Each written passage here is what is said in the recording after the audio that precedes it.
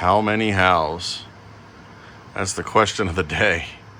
I had asked it in another video of how many should I buy or try to get, and well, right now the answer apparently is 7, but not without reason. What I started to realize is that there's numerous different types of them, and so right now I've got 2 combination stations. This one does 1145 or 2145. This one actually has a different code that alternates when it's doing fire. It's like 24312, and then it also is almost like 34312. And when it does the final reset, it's like that it does that 3-1 on the reset round. They basically do alternating rounds, and then that last reset round is when it does that oddball one. Up here, this one is labeled as V133, and it does 5133 or 6133, depending. I can just show that real quick. 2, 3, 4, 5, 1, 3, 3. And then when you reset it, it's going to do 6133.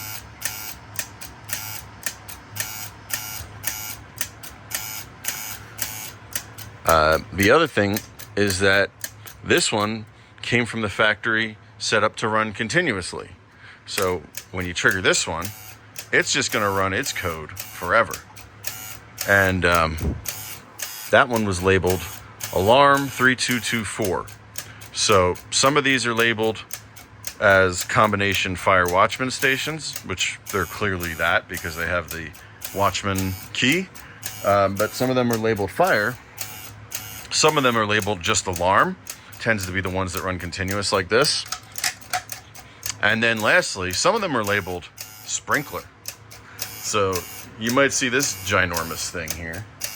And, well, you might see on here some of the types of devices you could have found on this system. You might see a lot of those devices sitting here, including some of these chimes, maybe some of those projectors.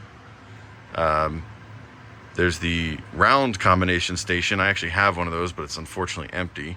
There's the watchman, the firebox, which is this one as well as this one, although there's actually 2 different types of those sitting here. So another thing that's interesting is that this box looks like this on the back. And when it looks like that on the back, it's going to have a transmitter that sits on there this way. However, some of them look like this on the back.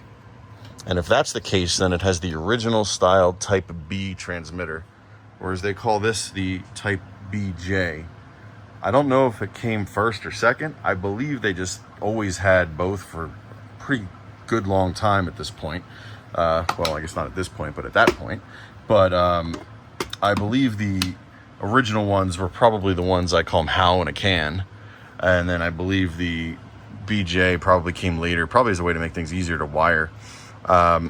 This one here is still acting as sort of the mini sub panel, and this contains the oscillator, as well as this is basically the code relay, and there's sort of a shunt, which is also these, but the actual shunt for the bell circuit is over here. So this has been revised a bit since the last one. The other cool thing here is my gauges. So one of these is actually an Autocall gauge, and the other one is the same company, but it's not Autocall, unfortunately. It's been cool if it was.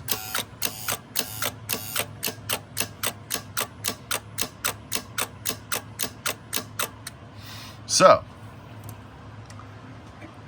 what other differences are there between these transmitters?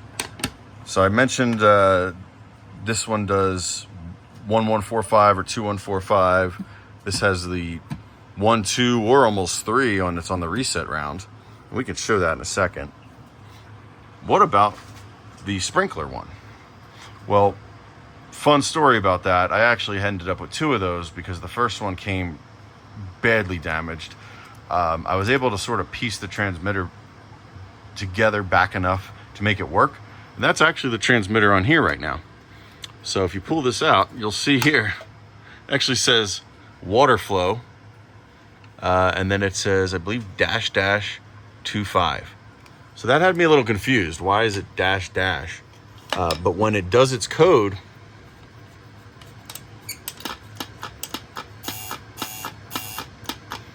there's a big gap there, and that gap is the --. So I don't know if that's just how they wanted to indicate it was a water flow by having a larger gap between the initial 2 or whatever that is.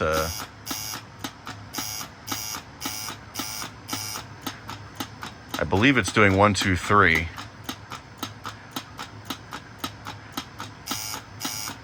Yeah, 1, 2, 3 gap, and then the code, which is 2.5 on this one. So this is obviously not a water flow switch though, but you see there is one behind it. So let's activate it. I'm just using a plastic box to do that.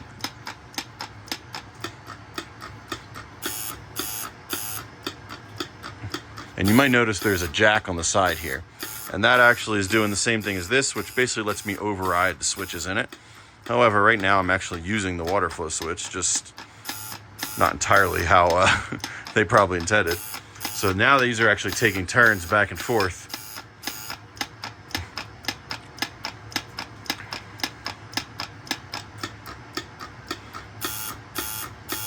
And this one, I believe, is 2.9 as the code, or --29. So what you're gonna hear is the 3 for water flow with the space, and then 2.9.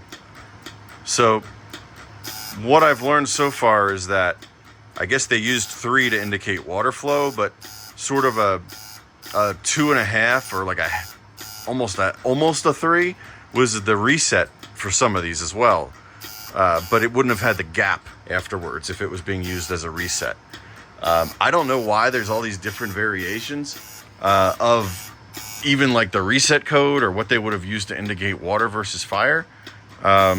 Maybe there was different versions of the panel or different versions of the printer. So we know there's different versions of the printer because there was the one that did the full printout, but then there was also the old school style punch one, which just gave you dots and a date stamp in between them, basically. So you could see the date puncher was actually that thing right there. And then this thing over here would have been the thing to punch the dots. So that was your basic printer. But then, of course, you had the whole reason that Autocall bought Howe Signaling, the printer. And I'm guessing that this thing was Harrington's. It must have been his baby. I mean, I can only imagine that this thing was a big deal because it was literally the reason Autocall bought him out and kind of almost kept his name around on the equipment that used it. So, yeah, it's kind of interesting. But, you know, throughout the paperwork for this thing, it's always, you know, Autocall or Autocall-Howe. In fact, it's the Autocall-Howe Proprietary Protection System. So that's the other interesting bit about this, was that this is now that I have some more of this information, we know this is now called the proprietary system. And like, what does that even mean, right? And here we are talking about the two different types of transmitters. You know, the Autocall at the time would have been selling conventional panels, and they would have been selling coded systems too. But this was not their coded system, and this was not their conventional system. This was their plant protection system, and they considered this their proprietary system. They weren't exactly intending you to just go out and buy this and slap it together on your own. This was meant to have a site engineer come out and sort of design a system to your needs. And I mean, just looking at some of the types of systems that were using it, I mean, these were desk consoles. These were not exactly insignificant systems. You know, I've shown some of these pages before, but needless to say, this system was basically a mechanical computer. right down to the printer, right down to the stepper mechanisms. You know, I've done a lot talking about, and I mentioned this before, you know, the old Honeywell coded system. And this system is cool as anything, trust me, it is. But what it's doing is just basically being a mechanical code wheel with a AC synchronous motor. Now, mind you, Autocall, around the time that AC synchronous motors came out, also started using them in some of their panels that you can see videos of, in like from the 40s, probably late 40s into the 50s. I'm guessing it was 50s, where AC synchronous motors became a lot more commonplace to find in things. Before that, though, they were using basically the traditional DC brushed universal motor. And that meant you had a motor with brushes and all the sorts of, you know, problems that go with that. That's the kind of motor that drove this system originally, despite this system being in place for almost 50 years. So that's the other interesting thing now, which is now that I have a few of these transmitters, you know, this one I believe is from the 40s, which we saw, you know, the first time we saw it. Yeah, 43. This one here, though, much newer, despite being, you know, very similar looking. 77. That's a much newer date. And I mean, look at the mechanism. Could you tell that these are 30 years apart practically? I mean, they were making this thing the exact same way. I mean, not that they would have changed it, right? But what's interesting as well is that this is the newer box. You know, I would have thought that the like Art Deco style box was the newer box, but that really had nothing to do with it. You can see here, Federal Signal. So this was after Federal Signal bought them. And this one here is from the 40s. I mean, 43, this was during World War II, which is rather freaking crazy. So, and then mind you, Autocall was also working with Harvard at the time to make relays for the computers that were coming out right after this. So those were the IBM Mark II, which infamously had the bug caught in one of the relays, which is where some people claim it's the first computer bug. I don't know if it's the first actual computer bug, but it maybe was the first term that the first time that term was used towards it. And now with everything that I've discovered, it's very well possible that relay was an Autocall HHA relay, which were more than likely made under the direction of Howard Aiken and with Grace Hopper on the team as well. So if all that is true, then it's rather extraordinary.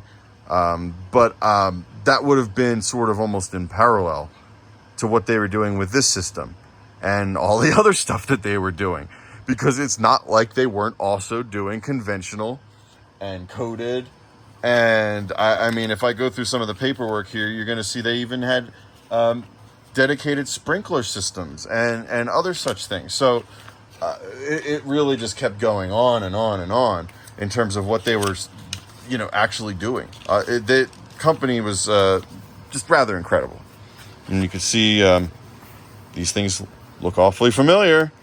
You know, there's lots of information here that, you know, that's been provided to me.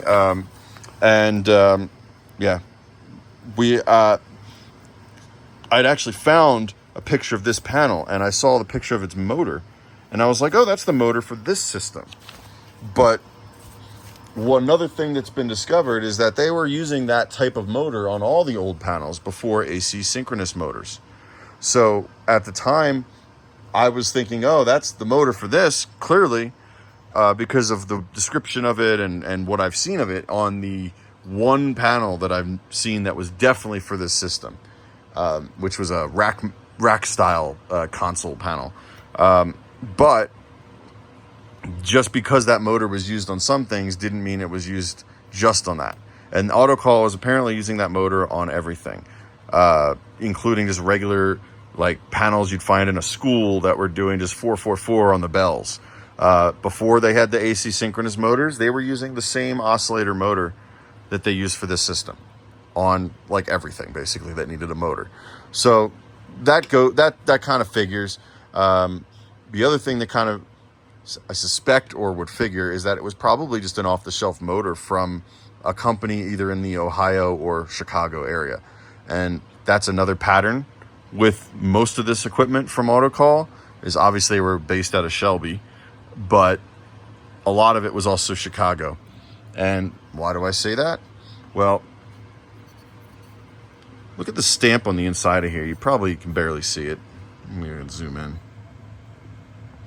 But if you can read it, it says Chicago, I think, Molded Products Corp. or Plastics Corp. That's pretty hard to see, but needless to say, if you look that company up, what you find first is a whole bunch of mesothelioma lawsuits, because this thing probably has asbestos in it. And this company apparently got dinged a bit for the worker conditions of when they were making this stuff, so go figure. But this company and others like it were early plastics companies, and this was who was making like the plastics for this whole thing, probably even the frames for the Howe transmitters, which if you look, it's that same type of like, I'd call it bakelite plastic. But what was actually interesting about learning about this Colorado plastics company is that at the time that they were making these, all of the plastics companies, including bakelite, were sort of in a consortium with each other to share the latest in material science for plastics at the time. And I guess the notion was that development on plastics was moving so fast that they didn't want to risk slowing anyone down, even with competition, which is surprising. It's hard to imagine today people coming to an agreement like that. And they were like sharing information about their plastics. So even though this is not bakelite, it sure as heck looks like it. And you got to figure whatever developments all those companies were making was being rapidly shared amongst them to try to basically develop plastics to a further point. Now, mind you, this was during the war effort, so there might have been government pressure to work together and do that. So it's hard to imagine that happening at other times, right? But here you go. This is a very old system during that time period, potentially. And after it too, because it was made for such a long period. I still can't believe this one is 77. You'd think with the Art Deco kind of design on this box that it's the older box, but no, this is the older box. So far, this is my oldest one. Out of these two, this one is newer. I believe this one actually says Federal and the other one doesn't. So even though these look way old, they made these way into the 60s, 70s as well. It was just, this was their round surface design, and this was their sort of their box design, which could be surface or flush. So I think it was kind of just what you wanted, and it was also the type of transmitter you needed, because obviously this one can have the BJ transmitter or the B, whereas generally these only have the type B transmitter. So I suspect it was based on what type of system you had, what type of panel you had, as to which of these boxes would have made sense for you. That's all crazy. Because sitting here on the floor, we've got two sprinkler transmitters. We've got one transmitter that sends one round, resets with one round, or can run continuous if you do that double switch thing I showed here. We've got one that runs continuous only. We've got two combination stations, which both do 5 rounds plus a single reset round, or a single round with a different code, which starts with 1 usually for the Watchman. We've also got the BJ, which is basically the newer style transmitter like these, but just fire only. And the fire only one, actually, the transmitter inside of it is basically the same as the sprinkler one. So it has a little gear on the top that as it goes around, it flips that gear, and it basically does the same thing as that big solenoid here. But instead of doing it with these little wheels here, it does it with a wheel on the end that sits in that little spot there, which you can see is empty on this one because it uses this thing instead. So the Watchman ones use this big solenoid instead to do that switching, except for the round ones, which I don't know how those work. So, needless to say, my adventures and journeys into the Howe transmitter aren't over yet. There's still more transmitters to be had. There's still more types and mechanisms that I don't understand yet. So, you know, despite all that you see here, which, mind you, can be 7 of them working together, I still don't know everything about this system. But to, I guess, to play us out today, let's run 7 Howe transmitters. So let's do it. Here we go.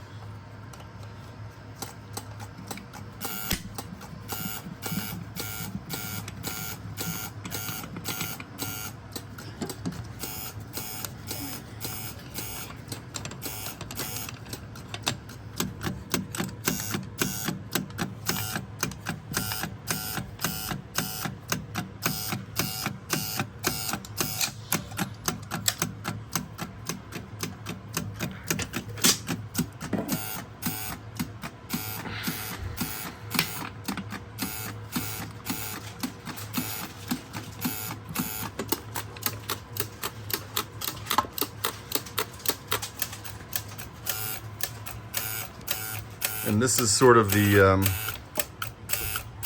kind of the unbelievable part of this system, is just how they all are going to just take turns like this, one by one. I mean, when it's doing this, it's hard not to feel like this is a kind of electro-mechanical computer, like a pinball thing, or like almost like a score counter from a pinball machine. You can hear the more muted sound of the type B that's in that sprinkler alarm.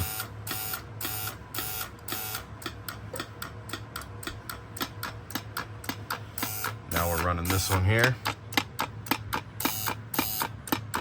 And you can see how that jumps around pretty good. And the switch in between stations, you do see a little spike there. Not having enough juice on the power supply has definitely caused problems right at that spike. And I'm not entirely sure why or what, but one of the things that's changed is the new power supply, or as I've been calling it, the Howe-r supply. Essentially what this is, it's an isolation transformer. And normally an isolation transformer is used for like doing work on things, electronics work. It's good for isolating ground or things that you need an isolated ground, I guess you would say. But that's not what I'm using it for. The interesting thing about this thing is that it supports a whole bunch of different taps. And let's see if I can get the focus here. But it has all these different outputs.